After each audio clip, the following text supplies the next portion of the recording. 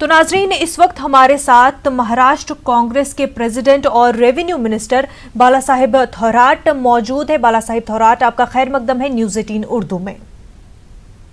नमस्कार जी, आपसे सबसे पहले जो जानना चाहेंगे कि आज एमएचए ने जिस तरह से एक टीम जो तश्कील दी गई है कि 4 रियासतों में जहां पर लॉकडाउन की खिलाफ वर्जी हुई है वहां ये टीम जाएगी। 3 दिनों के अंदर मरकज को, सेंट्रल गवर्नमेंट को रिपोर्ट पेश किया जाएगा, जिसमें महाराष्ट्र भी है, मुंबई पुणे का ये टीम जो है दौरा करेगी।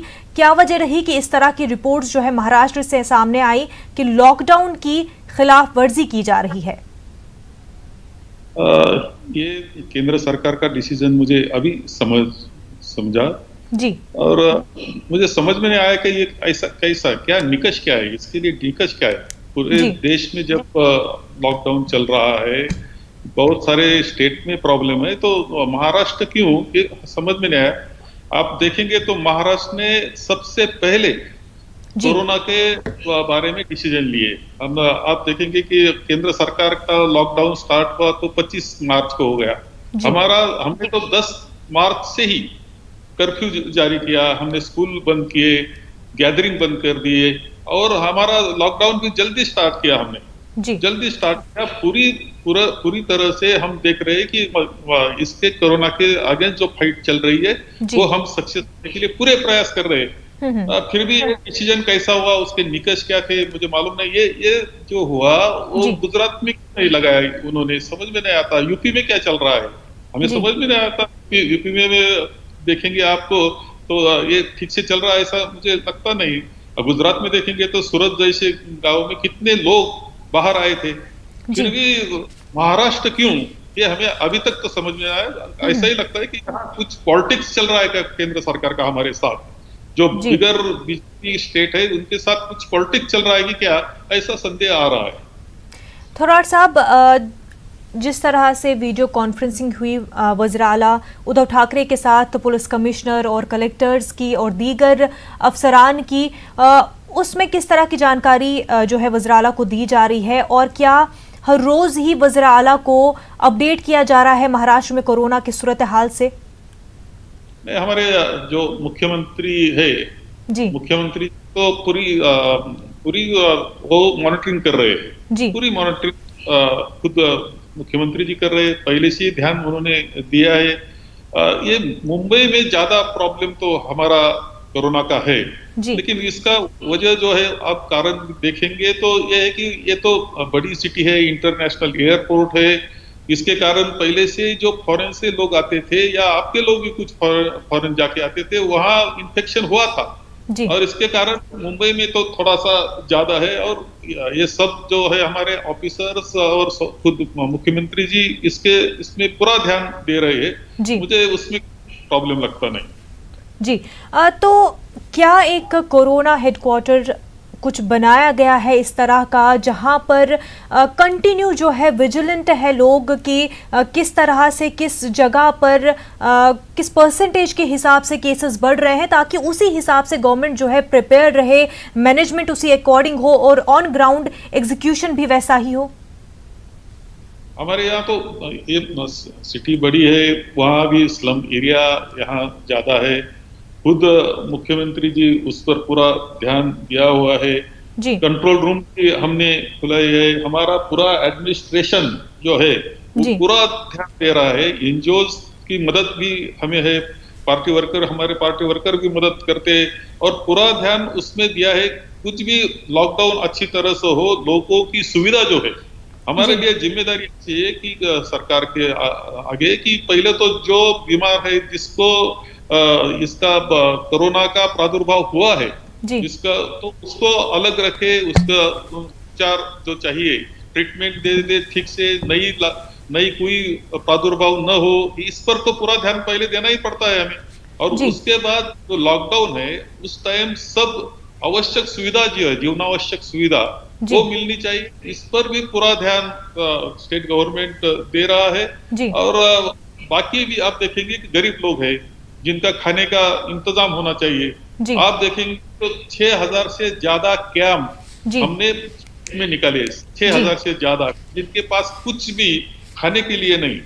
जी जो कामगार लोग हैं, बाहर के स्टेट के कामगार लोग हैं, और उनको 3 टाइम का खाना, 3 टाइम, सुबह ब्रेकफास्ट, दोपहर का खाना, शाम का खाना ठीक जी से दे रहे हैं, पानी दे रहे हैं, उनको आरोग्य की जी सब सुविधा हम दे रहे हैं। जी। तो जिस तरह से थोराट साहब हमने देखा कि एक वक्त में केरला और महाराष्ट्र की सिचुएशन जो है काफ़ी सिमिलर थी, लेकिन अब जब केरला काफ़ी कंट्रोल कर रहा है कोरोना सिचुएशन को, वहीं महाराष्ट्र काफ़ी स्ट्रगल कर रहा है, ऐसा क्यों? ये सच है कि केरला, आप देखेंगे तो केरला और साथ में वहाँ ही इन्फेक्शन था, जी केरला कंट्रोल में आ गया है, वो एक अच्छा एग्जाम्पल है कि कंट्रोल में आने का। जी लेकिन यहाँ यहाँ से सबसे ज्यादा इम्पोर्टेंट ये है कि यहाँ बहुत सारे बाहर से लोग आए हैं, इन्फेक्शन हुआ है, सिटी बड़ी है, जी सिटी बड़ी है। हम आप देखेंगे तो सबसे ज्यादा टेस्ट कहाँ, वो जी पूरे देश में आप देखेंगे तो सबसे ज्यादा टेस्ट आज 72,000 केस आप टेस्ट ले चुके, जी 72,000। जी इतने किसी ने लिया नहीं है पूरे, आप देश में देखेंगे तो 72 टेस्ट किसने लिया है, और पूरी टेस्ट ये सब जो करना है वो पूरी तरह से जी 100% हम कर रहे हैं। जी और आप देखेंगे तो बाकी डिस्ट्रिक्ट जो है वो कंट्रोल में आ रहे हैं, कोई ऐसा प्रॉब्लम नहीं, डिस्ट्रिक्ट के जहां जहां हुआ है वो कंट्रोल में आ रहे हैं। अभी जो ये बड़ी जो महानगरें है, मुंबई हो या नजदीक की एमएमआरडी एरिया के हमारे जो महानगर है, पुणे जी। है, नागपुर है, ऐसे कुछ जगह है कि जहां ये प्रॉब्लम है, और हम वो पूरी कोशिश कर रहे हैं, हम कंट्रोल में निश्चित तौर से लाएंगे। थोराट साहब, अगर देखा जाए इकोनॉमिकल सूरत हाल पूरे मुल्क में ही अच्छे नहीं दिखाई दे रहे हैं, वहीं महाराष्ट्र का रेवेन्यू भी कोलैप्स होता हुआ दिख रहा है। क्या लॉकडाउन के बाद महाराष्ट्र जो है डेब्ट में पड़ सकता है? नहीं नहीं, तकलीफ तो अभी ऐसा पूरे दुनिया में आप देखेंगे तो यही स्थिति है। जी पूरी इकोनॉमी का प्रॉब्लम तो पूरी दुनिया में होने वाला है, देश में भी होने वाला है और जी स्टेट में भी होने वाला है। जी ये तो ये जो है कोरोना का संकट के आगे वही संकट को तो फेस करना ही है सबको। जी महाराष्ट्र में भी अभी कोई रेवेन्यू का प्रॉब्लम तो अभी है ही हमारे लिए, रेवेन्यू कलेक्ट नहीं हो रहा नया। फिर भी ठीक है, हम तो पहले फाइट कोरोना के साथ करेंगे, उसके लिए जो चाहिए वो फंड्स हमारे पास है, उसमें कोई कम नहीं पड़ेगा। बाद में हम कोई पॉलिसीज लेंगे, और ये स्टेट अच्छा रेवेन्यू का स्टेट है, अच्छा इकोनॉमी का स्टेट है, हम फिर हमारे जो परिस्थिति है वो बदल देंगे। थोराट साहब, फंड्स कब तक यूटिलाइज हो पाएंगे, क्योंकि गवर्नमेंट के पास एक्सपेंडिचर्स बहुत ज़्यादा है और सैलरी जो एक बहुत बड़ा एक्सपेंडिचर है, तो अगर रेवेन्यू नहीं आ रहे हैं, किस तरह से उस मसले से निपटा जा सकता है? एक तो हमें जरूरत है कि केंद्र सरकार ने हमें मदद करनी चाहिए। पहले तो ऐसे है कि जीएसटी का जो परतावा है, जी तो जीएसटी आना चाहिए, जिसका परतावा जिस स्टेट को जो हिस्सा है जी वो नहीं आ रहा, जी उसकी तो बहुत ज्यादा जरूरत हमें है। और भी अभी केंद्र सरकार ने ऐसे स्टेट के पीछे खड़े रहना चाहिए, जी और उन्होंने भी कुछ पैकेज देना चाहिए, उन्होंने भी कुछ पीछे रह के कोई पैकेज देना चाहिए। हमने वैसी मांग की है उन्होंने। जी। तो आपने मांग पहले भी की थी जीएसटी को लेकर के, और जो है फंड्स आने चाहिए, तो उसको लेकर कैसा रिस्पांस सेंट्रल गवर्नमेंट की तरफ से देखने को मिल रहा है? सेंट्रल गवर्नमेंट से तो बहुत सारी मांग की है हमने, हमारा जीएसटी का परतावा जो हमारा हिस्सा है वो देने के लिए, हमारे पैकेज के लिए कर रहे हैं। जी उन्होंने पीपीई किट्स है और मेडिकल इक्विपमेंट भी केंद्र सरकार देने वाला है, जी तो वो भी ठीक से मिल नहीं रही, ये भी है। थोड़ा सा केंद्र सरकार ने भी इस पर बहुत सारा ध्यान देना बहुत जरूरी है। जी बिल्कुल।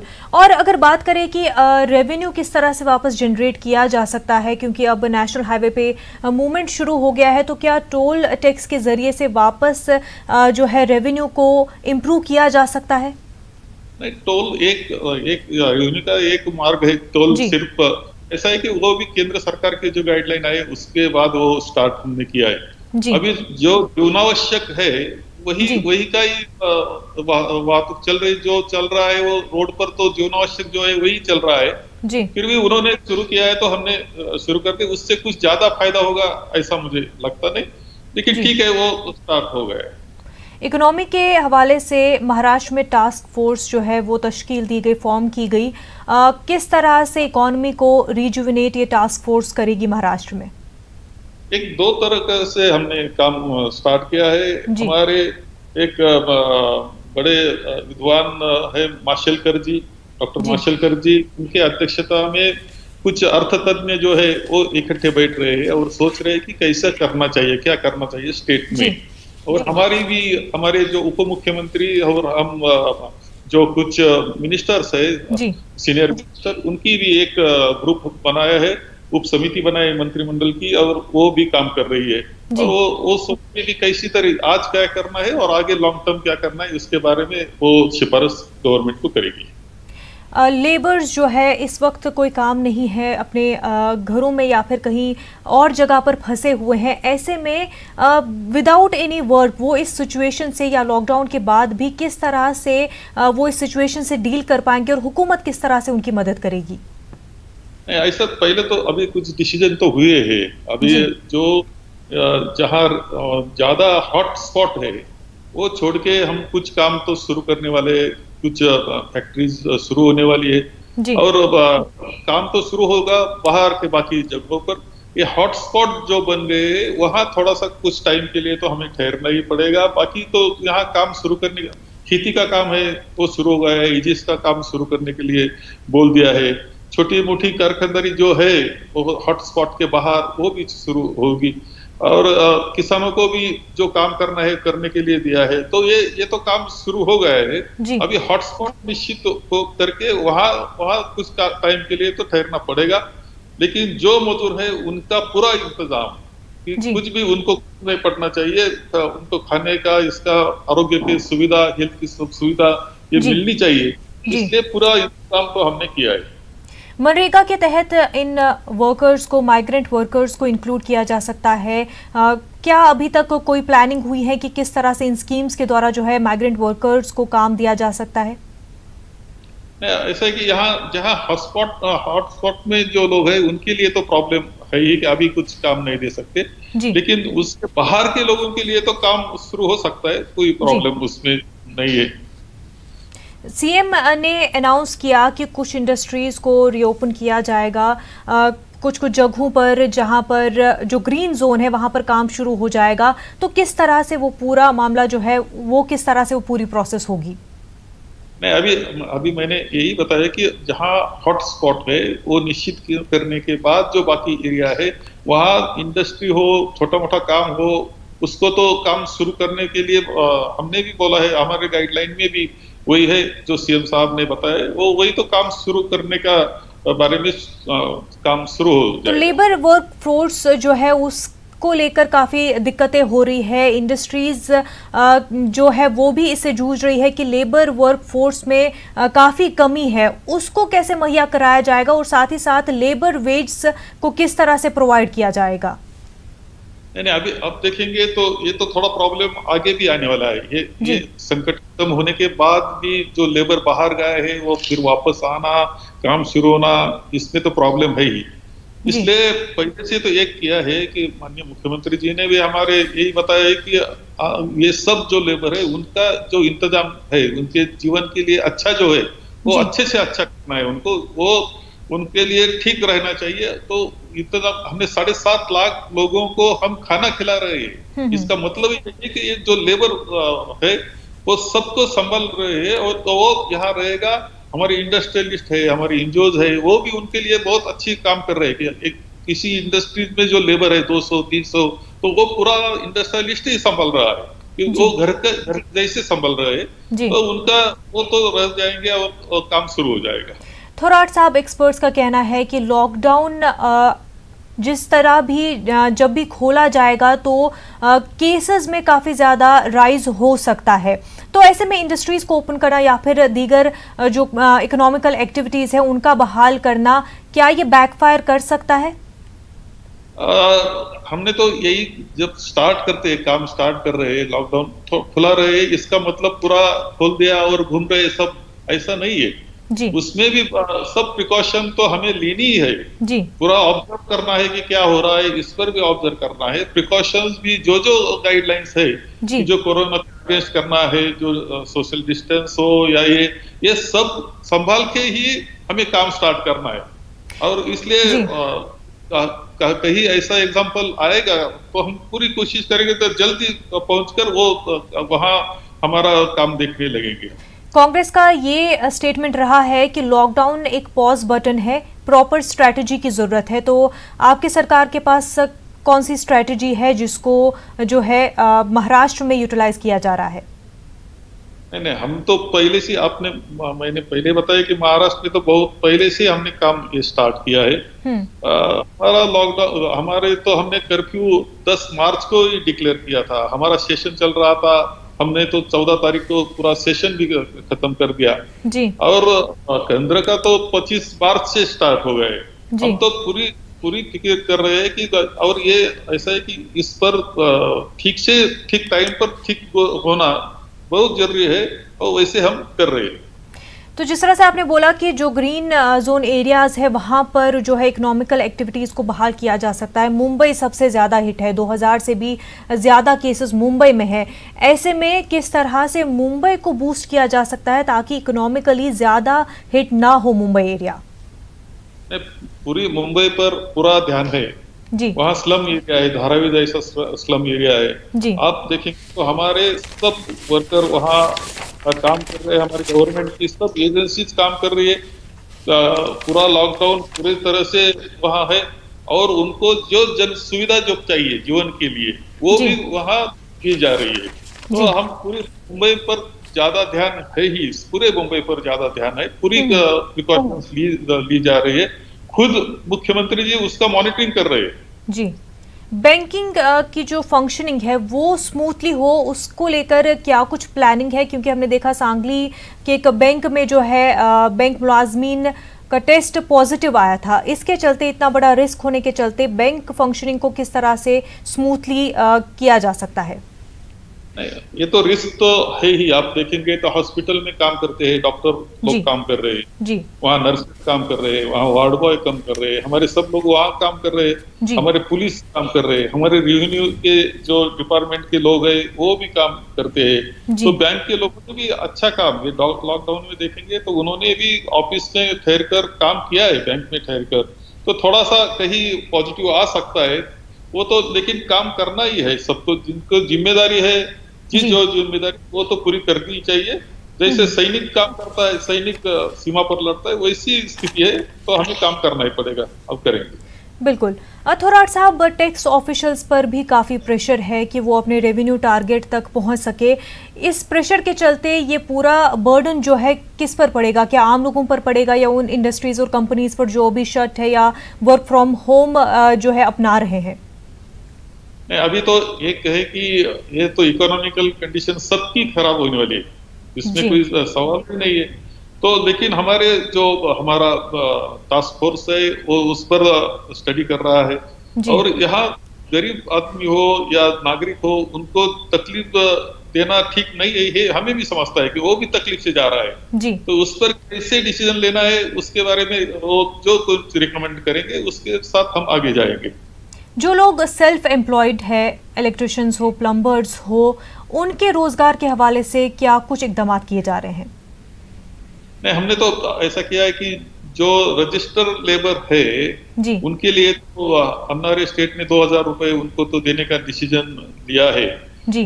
ये सच है कि कुछ सेल्फ एम्प्लॉय जो होते हैं उनका प्रॉब्लम है, लेकिन जिसको जरूरत होती है या रेशन की या खाने की, वो किसी को भूखा नहीं रहने देते हम। ये पहला सवाल, किसी को भूखा नहीं रहने देते और उनकी हेल्थ केयर पूरी लेते हैं, उनके खाना खिलाने का काम करते हैं। लॉकडाउन में हमें किसी को सबसे ज्यादा पहले तो खाना खिलाना है, उनकी हेल्थ की केयर करना है, वो तो काम हम कर रही है। लॉकडाउन के चलते डेवलपमेंट के कामों को किस तरह से आगे बढ़ाया जा सकता है? कंस्ट्रक्शन काम है तो किस तरह से हो सकते हैं? नहीं, अभी नई गाइडलाइन केंद्र की आ गई, स्टेट की आने के बाद जो जहाँ जोन नहीं, जो कठिन जो एरिया है वो नहीं है, वहां से तो हम काम शुरू करने वाले हैं। डेवलपमेंट का काम तो करना ही पड़ेगा, मानसून आने वाला है, खेती का काम है, डेवलपमेंट का काम है। जहाँ कठिन एरिया छोड़ के बाकी इसमें तो काम थोड़ा शुरू हो जाएगा, आज से तो शुरू हो जाएगा। ई कॉमर्स की इंडस्ट्रीज को जो है बहाल करने की, रीओपन करने की बात हो रही है, तो वो ई कॉमर्स इंडस्ट्रीज जो है किस तरह से फंक्शन करेंगी? नहीं, इसमें तो घर से बहुत सारे कर सकते हैं। जी। ई कॉमर्स तो घर से भी काम कर सकते हैं, ये तो फायदा उसका है, अत्याधुनिक युग का जो फायदा है उसको तो वो हो जाएगा। देखेंगे, लेकिन जो गाइडलाइन कोरोना के अगेंस्ट है, अगर आप कठिन क्षेत्र में है जहाँ जी। ज्यादा कोरोना का है वहां जी। होगे तो अलग होगा, जहाँ हम्म। ग्रीन एरिया होगा वहां अलग होगा। थोराट साहब, पालघर में जो इंसिडेंट पेश आया, मॉब लिंचिंग का 3 लोगों के साथ, इस तरह के इंसिडेंट्स और ना हो, इसके लिए गवर्नमेंट क्या कुछ कर रही है? नहीं नहीं, ऐसा कि ये तो बहुत दुखद घटना है। जी। और जो हुआ है इसके लिए तो हम सब शर्मिंदे भी रहेंगे। जी। ऐसा है कि वो लोग जा रहे थे और गांव के लोगों ने समझा कि ये कोई ऐसा चोर आ रहे हैं या दरोडेखोर आ रहे हैं। जी। वो जो गश्त ले रहे थे उन्होंने ऐसा किया। जी। वो तो उस पर गवर्नमेंट तो पूरी ये कर रहे हैं, कार्रवाई कर रहे हैं। जो 100 के नजदीक के लोग तो उन्होंने उस पर कंप्लेंट भी दाखिल हुई है। और जी। ऐसा नहीं होना चाहिए, ये तो हमें लगता है, और इसका कोई पॉलिटिक्स भी नहीं करना चाहिए। इस तरह के इंसिडेंट्स अक्सर ऐसे भी देखा जाता है कि क्योंकि अवेयरनेस नहीं है, लैक ऑफ अवेयरनेस है, इस वजह से हो रहे हैं। तो कितने ऐसे मिनिस्टर्स हैं जो कि अपने कॉन्स्टिट्यूंसी में गए हो, लोगों से बात की हो, पूरे सिचुएशन के रिलेटेड लोगों को अवेयर किया गया हो? नहीं, आप देखेंगे तो हमारे पूरे सब मिनिस्टर काम कर रहे हैं। जी। पूरे उनके ऐसा होता है कि वो गार्डियन मिनिस्टर होते हैं, हर एक डिस्ट्रिक्ट को एक गार्डियन मिनिस्टर होते हैं। वो हर एक डिस्ट्रिक्ट का पूरा डिसीजन जो लेते हैं उसके साथ वो रहते हैं, खुद वो मॉनिटरिंग करते हैं डिस्ट्रिक्ट। वो पूरे सब लोग अच्छी तरह से काम कर रहे हैं। जी। ये होता है एक्सीडेंट जैसा, ये गए लोग अंदर के रास्ते से जा रहे थे, जी। हाईवे छोड़ के। जी। इस गांव वालों ने वो गलती कर दी कि और उन्होंने जो किया वो गलती हुआ है। जी, बिल्कुल। बाला साहेब थोराट साहब, आपका बेहद शुक्रिया हमारे साथ बातचीत करने के लिए। नाजरीन।